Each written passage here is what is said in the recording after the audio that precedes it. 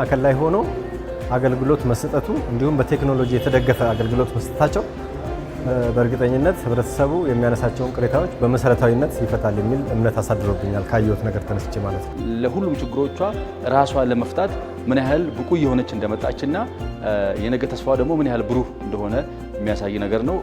አንዱ እሱ ነው።